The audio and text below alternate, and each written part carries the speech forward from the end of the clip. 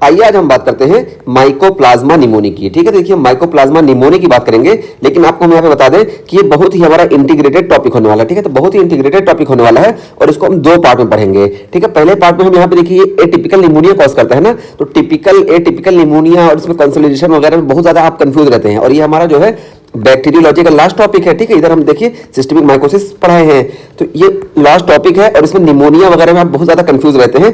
इस वजह से आज हम यहाँ पे पूरा निमोनिया का टॉपिक एकदम अच्छे से क्लियर कर देंगे। ठीक है, निमोनिया किस वजह से कैसे कैसे देखने को मिलता है, फाइंडिंग क्या देखने को मिलती है, और एटिपिकल और टिपिकल निमोनिया क्या होता है ये। ठीक है, तो हमारा ये लेक्चर दो पार्ट में होगा। पहले पार्ट में हम आपको यही निमोनिया के बारे में स्पेशली बताएंगे, क्योंकि निमोनिया जो रेस्पिरेटरी सिस्टम में है वहां पे अभी हम बात नहीं की आज तक। ठीक है, तो यहीं पे हम पूरा बता दे रहे हैं, और पहले पार्ट में हमें निमोनिया के बारे में पूरी फाइंडिंग भी बता देंगे, और दूसरे पार्ट में स्पेशली हम फोकस करेंगे यहाँ पे माइकोप्लाज्मा के बारे में। ठीक है, तो माइकोप्लाज्मा ये देखिए एटिपिकल निमोनिया कॉज करता है, ये दूसरे पार्ट में हम बताएंगे पूरा। ठीक है, इसके माइकोप्लाज्मा स्पेशली, और पहले पार्ट में हम खाली एटिपिकल निमोनिया और टिपिकल निमोनिया ये सब बताएंगे। तो जो दो पार्ट है, अगर आपको सिर्फ माइकोप्लाज्मा देखना है तो सिर्फ यही सेकंड वाला पार्ट देखिएगा, लेकिन मैं सजेस्ट जो करूंगा कि पहला पार्ट भी आप देखिएगा, बहुत ही इंटीग्रेटेड होने वाला है, और यहाँ पे हम पूरा एकदम से कॉन्सेप्ट क्लियर करके बता दिए हैं। ठीक है, तो देखिए माइकोप्लाज्मा क्या करता है, एटिपिकल निमोनिया कॉज करता है। देखिए अब हम बताते हैं निमोनिया। तो देखिए निमोनिया क्या होता है कि यहाँ पे हमारा जो लंग्स होता है ये अफेक्ट हो जाता है, और लंग्स अफेक्ट होता है तो लंग्स में दो होता है ना, एक देखिए एल्वोलाई होती है जो कि इसकी फंक्शनल यूनिट होती है एल्वोलाई,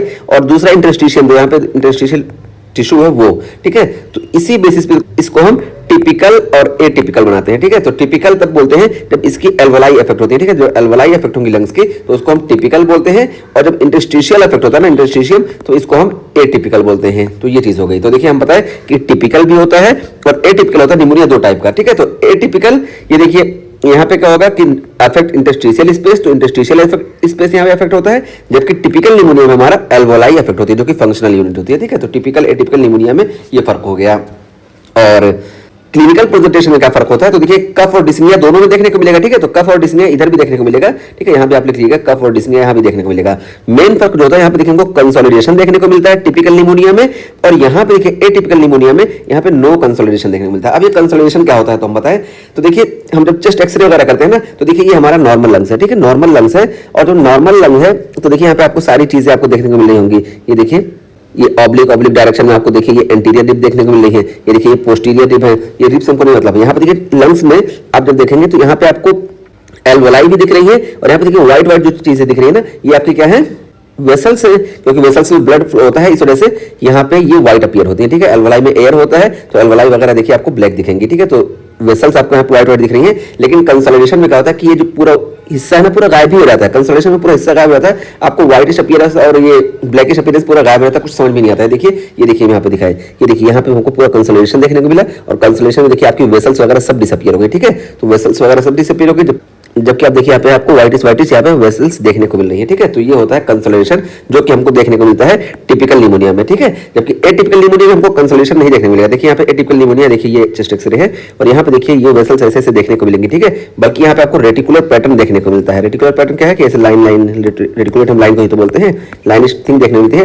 लेकिन यहाँ पे देखिए कंसोलिडेशन आप किसी भी हिस्से में देखिए आपको कंसोलिडेशन नहीं देखने को मिलेगा। तो आपका हार्ट का एरिया है। ठीक है, तो देखिए कहीं भी आपको कंसोलिडेशन नहीं देखने को मिलेगा। कंसोलिडेशन में क्या होता है कि पूरा व्हाइट हो जाता है, एकदम से कुछ नहीं दिखाई देगा। जैसे यहाँ पे आप देखिए, ये देखिए ये कंसोलिडेशन हो गया यहाँ पे, तो इसको हम बोलते हैं कंसोलिडेशन, और एक कंसोलिडेशन जो होता है ये हमको टिपिकल निमोनिया में देखने को मिलता है। ठीक है, जबकि हम यहाँ पे दिखाएं, यहाँ पे देखिए एटिपिकल निमोनिया में हमको रेटिकुलर पैटर्न देखने को मिलता है, यहाँ पे कंसोलिडेशन नहीं होता है। ठीक, तो ये चीज हो गई। और यहाँ पे देखिए हम सिटी में भी दिखाते हैं, तो देखिए आप सिटी में देखिए, ये देखिए वेसल्स व्हाइट व्हाइट देखने को मिल रही है ना, देखिए वेसल्स व्हाइट व्हाइट देखने को मिल रही है, जबकि यहाँ पे आप देखेंगे तो देखिए पूरा एकदम व्हाइट हो गया, वेसल्स व्हाइट कहाँ पता चलेंगे। तो देखिए यहाँ पे हम सिटी में भी आपको दिखा दिए कि यहाँ पे कंसोलिडेशन हो गया। ठीक है, तो ये कंसोलिडेशन हो गया।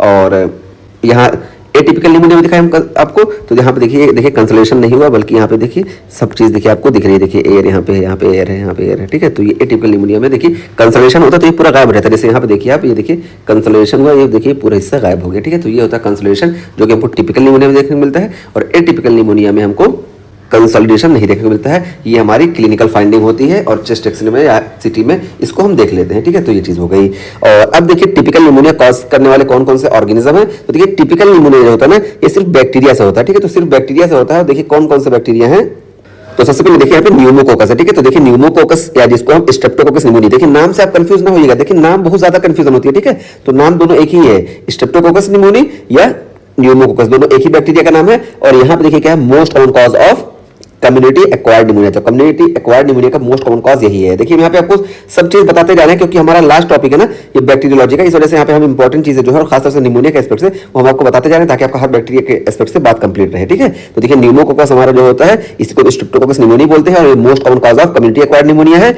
और न्यूमोकोकस हम कैसे याद किए थे कि क्या कॉज करता है, देखिए मॉप से याद किए थे, इसी बुक का निमोनिया। ठीक है, मेनिंजाइटिस, ओटाइटिस मीडिया, निमोनिया और साइनोसाइटिस ये न्यूमोकोकस या स्ट्रेप्टोकोकस निमोनिया कॉज करता है। जबकि हम बात करें स्टेफाइलोकोकस की तो देखिए स्टेफाइलोकोकस ये भी एटिपिकल निमोनिया कॉज करता है और ये most common cause of hospital acquired pneumonia. ठीक है, तो हॉस्पिटल एक्वायर्ड निमोनिया का मोस्ट कॉमन कॉज ये हमारा स्टेफाइलोकोकस है। ठीक है, और स्टेफाइलोकोकस को देखिए हम याद किए थे यहाँ पे सॉफ्ट पिन से। ठीक है, तो देखिए सॉफ्ट पिन से याद किए थे कि यहाँ पे हमको स्किन इन्फेक्शन देखने को मिलेगा, ऑस्टियोमाइलाइटिस देखने को मिलेगा, food poisoning, toxic shock syndrome, pneumonia और यहाँ पे टिपिकल निमोनिया देखने को मिलता है। और आई से देखिए इन्फेक्टिव एंडोकार्डाइटिस, एन से नेक्रोसिस और एस से सेप्टिक आर्थराइटिस। ठीक है, तो ये हो गया।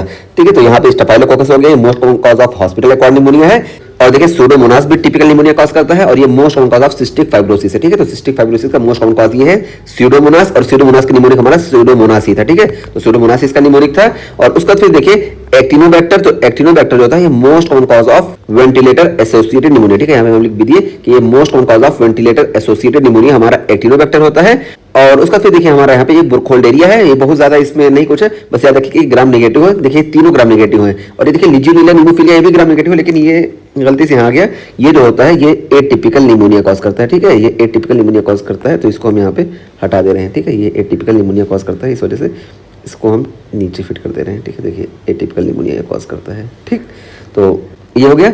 और उसके अलावा देखिए हमारा यहाँ पे बैसिलस एंथेरेसिस है जो कि टिपिकल निमोनिया कॉज करता है। और यहाँ बैसिलस एंथेरेसिस हमको वूल शॉर्टन डिजीज देखने को मिलती है। ठीक है, बैसिलस एंथेरेसिस को इस तरह हम याद रखेंगे।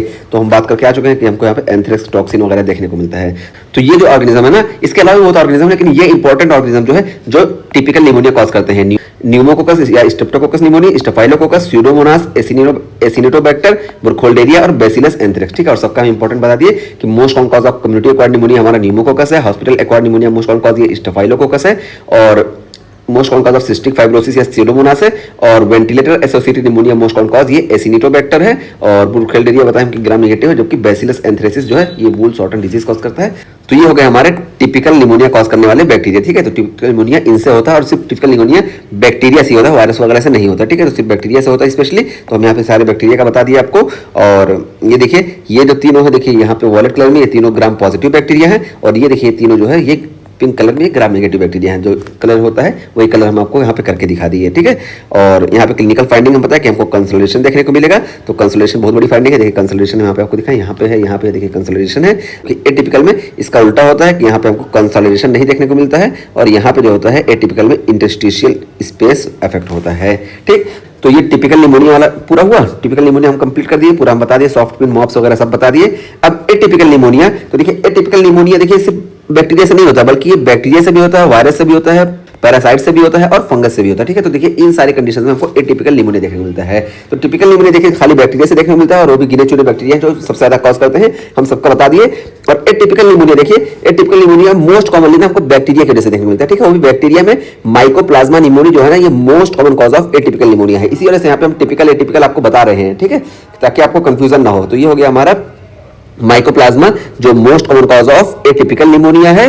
और क्लेमाइडिया देखिए, क्लेमाइडिया भी एटिपिकल निमोनिया कॉज करता है। और क्लेमाइडिया देखिए, अच्छा क्लेमाइडिया को भी हम पिंक कर दें। देखिए क्लेमाइडिया, देखिए क्लेमाइडिया में पिंक हो गया, यानी ये क्लेमाइडिया और लीजियोनेला जो ऊपर से भी हम लाए ना, तो ये दोनों जो होते हैं ये ग्राम नेगेटिव होते हैं, और ये एटिपिकल निमोनिया कॉज करने वाले बैक्टीरिया है। और क्लेमाइडिया में क्लेमाइडिया पिट्टेसी जो है ना, खासतौर से ये जो होता है ये एटिपिकल निमोनिया कॉज करता है। और पिट्टेसी, और देखिए ये पैरेट्स जो होते हैं इसके रिजर्वायर होते हैं। तो पी से पिट्टेसी, पी से पैरेट्स, और ये निमोनिया कॉज करता है। ठीक है, तो यहाँ पे क्लेमाइडिया में हम बात किए थे कि क्लेमाइडिया की कई स्पीसीज होती है, उसमें से जो पिट्टेसी वाला होता है ये निमोनिया कॉज करता है, और इसके रिजर्वायर पैरेट्स होते हैं। तो पी से इसको हम याद रखेंगे। ठीक है, तो ये हो गया। और लीजियोनेला नीमोफिलिया, तो देखिए लीजियोनेला नीमोफिलिया जो होता है ये भी एटिपिकल निमोनिया कॉज करता है, और ये भी ग्राम नेगेटिव ऑर्गेनिज्म है। और यहाँ पे देखिए लीजियोनेला नीमोफिलिया की जब टॉपिक आएगा ना, या इसके एस्पेक्ट से ही पूछा जाएगा, तो यहाँ पे हमको एक बहुत बड़ा क्लू मिलता है ना, जिसमें यहाँ पे होता है कि एयर कंडीशनिंग सिस्टम या कूलर वगैरह होता है। ठीक है, तो एयर कंडीशनिंग सिस्टम या कूलर, क्योंकि ये सब इसके रिजर्वायर होता है और यहाँ पे ये सर्वाइव करता है। ठीक है, लीजियोनेला नीमोफिलिया, तो यहाँ पे कूलर वगैरह, एयर कंडीशनिंग वगैरह, यानी जहाँ पे पानी वाली चीजें होंगी ना, वहाँ पे ये बहुत आसानी से सर्वाइव करता है। इस वजह से लीजियोनेला नीमोफिलिया जो होता है इसके लिए बहुत बड़ा क्लू एयर कंडीशनिंग सिस्टम है। ठीक, तो ये हो गया हमारे बैक्टीरिया जो एटिपिकल निमोनिया कॉज करते हैं। उसके बाद हम बात करते हैं वायरसेस की, जो वायरसेस एटिपिकल निमोनिया कॉज करते हैं। देखिए सबसे पहले हमारा वायरस है यहाँ पे इन्फ्लुएंजा वायरस। ठीक है, देखिए इन्फ्लुएंजा वायरस में ए और बी देखिए दोनों से देखने को मिलता है, और यही इन्फ्लुएंजा वायरस जो है ना most common viral cause of atypical pneumonia. ठीक है, overall most common cause of atypical pneumonia हमारा माइकोप्लाज्मा है, लेकिन अगर वायरस में पूछा जाए तो वायरस में सबसे ज्यादा हमको इन्फ्लुएंजा वायरस की वजह से देखने को मिलता है। ठीक है, तो इन्फ्लुएंजा वायरस की वजह से देखने को मिलता है। और इन्फ्लुएंजा वायरस का एस्पेक्ट से इंपॉर्टेंट क्या है कि ये 8 सेगमेंटेड होता है। ठीक है, तो यहाँ पे 8 सेगमेंट हमको यहाँ पे न्यूक्लियस में देखने को मिलेंगे। और ये देखिए पेंडेमिक भी कॉज करता है और एपिडेमिक भी कॉज करता है। पेंडेमिक कॉज करने वाला इन्फ्लुएंजा ए होता है, जबकि एपिडेमिक जो होता है ये दोनों से होता है। देखिए इन्फ्लुएंजा ए के पास ज्यादा पावर है। ठीक है, ज्यादा पावर है, यानी ये एपिडेमिक भी कॉज करेगा और पेंडेमिक भी कॉज करेगा। ठीक है, और देखिए इन्फ्लुएंजा में हम अलग से बात करेंगे तो वहां पे क्या होता है जेनेटिक शिफ्ट और जेनेटिक ड्रिफ्ट। ठीक है, तो जेनेटिक शिफ्ट और जेनेटिक ड्रिफ्ट भी देखने को मिलता है, यानी इनका जो जेनेटिक वेरिएशन होता है बहुत तेजी से होता है, तो इसी को हम जेनेटिक शिफ्ट और जेनेटिक ड्रिफ्ट के नाम से जानते हैं। अलग अलग वहां पे हम बताएंगे। बस यहाँ पे देखिए हम बताते हैं, इसको याद कैसे रखेंगे कि देखिए जेनेटिक शिफ्ट में हमको पेंडेमिक देखने को मिलता है, जबकि जेनेटिक ड्रिफ्ट में हमको एपिडेमिक देखने को मिलता है। तो ड्रिफ्ट, तो ड्रिफ्ट जैसे आप एक कार चला रहे हैं ना, तो सड़क के आप कितना दूर जाएंगे, थोड़ी दूर जाएंगे, थोड़ी दूर जाएंगे, थोड़ी दूर जाएंगे, ड्रिफ्ट करके थोड़ी दूर जाएंगे। तो इससे पता चला कि ड्रिफ्ट में हमको यहाँ पे एपिडेमिक देखने मिलेगा। जबकि आप शिफ्ट की बात करें तो शिफ्ट पहले यहाँ पे थे, शिफ्ट होकर आप यहाँ चले गए, शिफ्ट होकर यहाँ चले गए, शिफ्ट होकर यहाँ चले गए। तो देखिए कई इलाके में मतलब शिफ्ट हो रहा है। ठीक है, ये ड्रिफ्ट नहीं, ये शिफ्ट होकर आदमी दूर दूर जाता है। ठीक है, तो जब शिफ्ट हो रहा है तो यानी पता चला कि ये पूरे वर्ल्ड में जो है ये शिफ्ट हो जाएगा और यहाँ पे ये पेंडेमिक कॉज करेगा। ठीक है, तो जेनेटिक शिफ्ट में हमको पेंडेमिक देखने को मिलता है और ये एक वजह से देखने को मिलता है खाली, और एपिडेमिक में हमको जेनेटिक ड्रिफ्ट देखने को मिलता है, यानी जेनेटिक ड्रिफ्ट की वजह से हमको एपिडेमिक देखने को मिलेगा, और ये ए और बी दोनों में देखने को मिलता है। ठीक है, तो ये इन्फ्लुएंजा में हम और डिटेल में इस पे बात करेंगे। तो यहाँ पे ये हो गया, और उसका तो देखिए कोरोना वायरस की वजह से भी हमको एटिपिकल निमोनिया देखने को मिलता है। और कोरोना वायरस में क्या है कि स्पाइक रिसेप्टर प्रेजेंट होते हैं। ठीक है, बहुत ही फेमस, इसमें तो मतलब इसको तो कोई भूल ही नहीं सकता, और इसको कहते हैं ना तारुफ का कोई मुहताज नहीं है। तो वही इस वजह से इसके बारे में बहुत ज़्यादा नहीं बात कर रहे हैं, टॉपिक पे ही बता देंगे। हमारा जो मेन मोटिव होता है ना कि आपको यहाँ पे बताते रहे ताकि आपको उस एस्पेक्ट से भी बातें याद रहे। आप खाली सुन लेंगे ना तब भी याद रहेगा। डॉक्टर आकिब सर ने माइकोप्लाज्मा का टॉपिक जब पढ़ाया था तो वहाँ पे ऐसे ऐसे बताया था, तो यानी ये इसका कॉज कर सकता है। ठीक है, तो ये चीज़ हो गई। और उसके बाद देखिए एडिनो वायरस की वजह से भी हमको एटिपिकल निमोनिया देखने को मिलता है। और एडिनो वायरस का क्लासिकल फीचर क्या है कि यहाँ पे हमको सैटेलाइट शेप देखने को मिलता है। ठीक है, सैटेलाइट ऐसे जैसे सैटेलाइट होती है ना, ऐसे ऐसे इसमें बढ़ा रहता है। तो ये होता है हमारा एडिनो वायरस। ठीक, तो इस तरीके से हमारे ये जो वायरसेस होते हैं जो एटिपिकल निमोनिया कॉज करते हैं बता दिए। इन्फ्लुएंजा मोस्ट कॉमन कॉज है, कोरोना वायरस से भी होता है, एडिनो वायरस से भी होता है। अब आइए हम पैरासाइट में बात करते हैं। तो पैरासाइट में एक ही इंपॉर्टेंट है, ठीक है, इसको हम बोलते हैं पैरागोनिमस वेस्टरमानी। ठीक है, तो पैरागोनिमस वेस्टरमानी, इसी को हम लंग फ्लूइड भी बोलते हैं क्योंकि लंग को इन्फेक्ट कर रहा है, ये निमोनिया कॉज कर रहा है। और ये देखिए ट्रेमेटोड होता है। ठीक है, तो ट्रेमेटोड होता है, और इसके जगह फ्रेश पराजिकोंटाल होती है। ये सारे ट्रिमेटोड की लगभग होती है, आप ट्रिमेटोड देख लीजिएगा बस ये। ठीक है, और यहाँ पे देखिए इसकी जो इन्फेक्टिव फॉर्म होती है ना, ये मेटा सरकारी होती है। ठीक है, तो मेटा सरकारी होती है और ये इंसिस्ट होता है क्रैब में या क्रेफिश वगैरह में। ठीक है, तो यहाँ पे बस हमको याद रखना है कि पैरासिटिक में हमको एटिपिकल निमोनिया पैरागोनिमस वेस्टरमानी की वजह से देखने को मिलता है। बाकी इस पे हम सिस्टोर में बात किए हैं।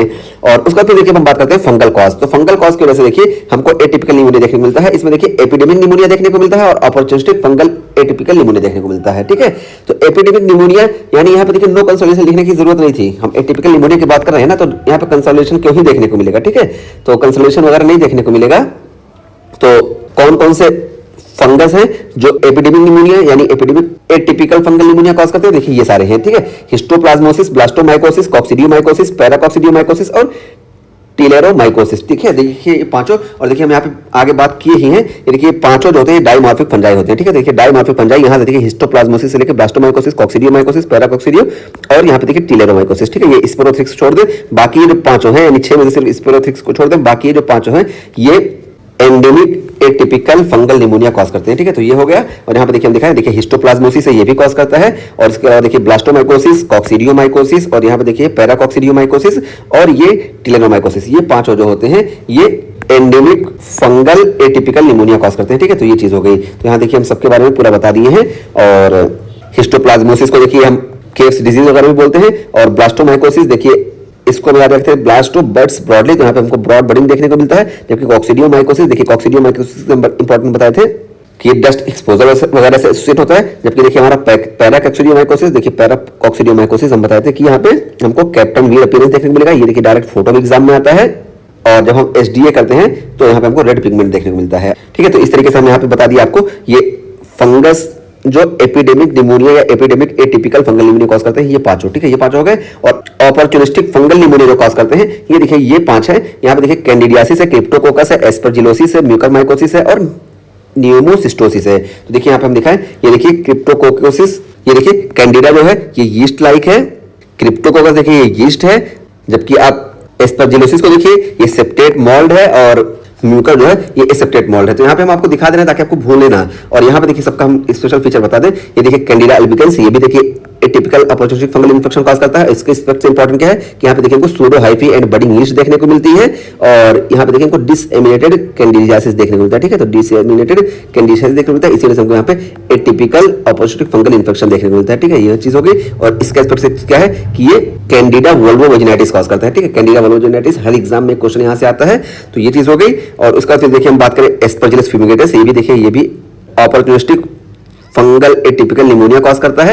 और यहाँ पे देखिए इसकी पहचान क्या है एस्परजिलोसिस की, कि यहाँ पे हमको एक्यूट एंगल देखने को मिलता है और यहाँ पे सेप्टेट हाइफी होते हैं। देखिए एक्यूट एंगल और सेप्टेट हाइफी हमको यहाँ पे प्रेजेंट देखने को मिलेंगे। ये देखिए एक्यूट एंगल और सेप्टेट हाइफी हमको यहाँ पे देखने को मिलेंगे, ठीक है।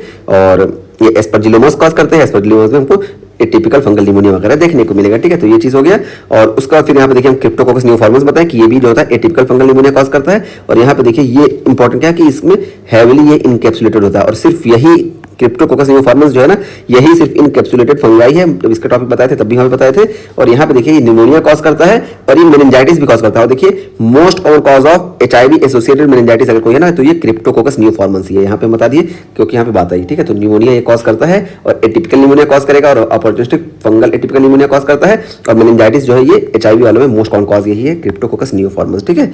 ये चीज हो गई। और म्यूकर राइजोपस देखिए यहाँ पे ये जो होता है ये मोस्टली एसोसिएट होता है डायबिटिक कीटोएसिडोसिस वाले पेशेंट से, या इसी तरीके से आयरन थेरेपी वाले पेशेंट में या पोस्ट कोविड में।